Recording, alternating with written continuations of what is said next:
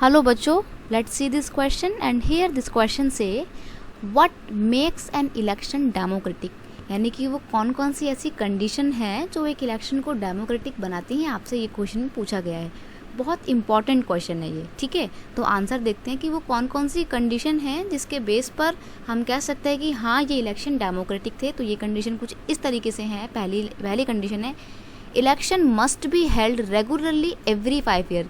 India में क्या है ना कि हर 5 साल में इलेक्शन होते हैं। जैसे अमेरिका में हर 4 साल में प्रेसिडेंट के इलेक्शन होते हैं, वैसे ही इंडिया में हर 5 साल में प्राइम मिनिस्टर के इलेक्शन होते हैं, राइट। तो ये जो इलेक्शन हो रहे हैं ना, ये हर 5 साल में रेगुलरली होने चाहिए। ऐसा ना हो कि आपने एक बार तो 5 साल के अंदर अंदर इलेक्शन करवा दिए, अब अगली बार 6-7 साल हो गए तक आपने इलेक्शन ही नहीं करवाए। नहीं, ऐसा नहीं होना चाहिए। रेगुलर इंटरवल्स पे इलेक्शन करवाए जाने चाहिए, ताकि अगर लोग प्रेजेंट गवर्नमेंट से नाखुश हैं तो 5 साल बाद वो उस गवर्नमेंट को बदल सकें। तो ये ऑप्शन भी जरूर होना चाहिए। अगर ऐसा नहीं है तो फिर वो इलेक्शन डेमोक्रेटिक नहीं कहलाएंगे, जो रेगुलरली नहीं होते, राइट। नेक्स्ट है, every eligible voter must have 1 vote with equal value, यानी कि जो भी वोट देने के लायक है, वोट देने के एलिजिबल है और 18 ईयर से अबव है, सबको पहली बात तो वोट देने का राइट होना चाहिए।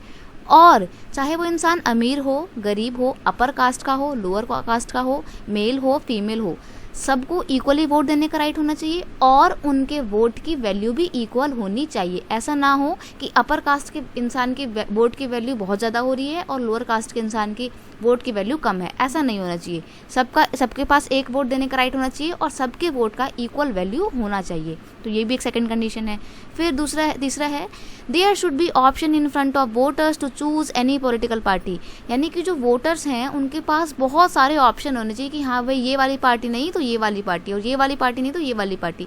अगर ऑप्शन नहीं होंगे तो फिर वो इलेक्शन का कोई मतलब रह ही नहीं जाएगा। जब लोगों को पता है कि भाई ऑप्शन ही नहीं है, हमको ना चाहते हुए भी सिर्फ एक ही पार्टी को वोट देना है और जीतेगी भी सिर्फ यही पार्टी, तो वहाँ पर तो इलेक्शन का कोई मतलब रह ही नहीं जाता है। तो अगर अपने इलेक्शन को डेमोक्रेटिक हमें बनाना है तो हमारे पास बहुत सारी चॉइसेस होनी चाहिए, राइट। नेक्स्ट है, election should be conduct in free and fair manner and people must have right to vote for any candidate. देखो, जो भी इलेक्शन हो रहे हैं वो फ्री और फेयर तरीके से होने चाहिए, निष्पक्ष होने चाहिए, किसी भी तरीके का गवर्नमेंट का इंटरफेरेंस नहीं होना चाहिए, किसी भी गुंडे वगैरह का इंटरफेरेंस नहीं होना चाहिए। ऐसा कंडीशन तो बिल्कुल भी नहीं होना चाहिए कि कुछ पॉलिटिकल पार्टी आके बूथ को कैप्चर कर ले, मतलब जहाँ पे वोट पड़ रहे हैं वो एरिया को कैप्चर कर लें और लोगों को थ्रेटन करें, डराएं धमकाएं कि हमें ही वोट दो वरना तुम्हारे को जान से मार देंगे। ये बिल्कुल नहीं होना चाहिए। डर्टी पॉलिटिक्स नहीं होनी चाहिए। अगर डर्टी पॉलिटिक्स हो रही है तो फिर वो इलेक्शन डेमोक्रेटिक नहीं रह जाएंगे, ठीक है। तो आई होप आप समझ गए होंगे ये क्वेश्चन कैसे, कौन कौन सी कंडीशन है एक इलेक्शन को डेमोक्रेटिक बनाने की। ये क्वेश्चन पेपर में बहुत बार पूछा जाता है और बहुत इंपॉर्टेंट क्वेश्चन है, तो उसको बहुत ध्यान से जो है अपने माइंड में रखना। I hope you understand it well. Best of luck.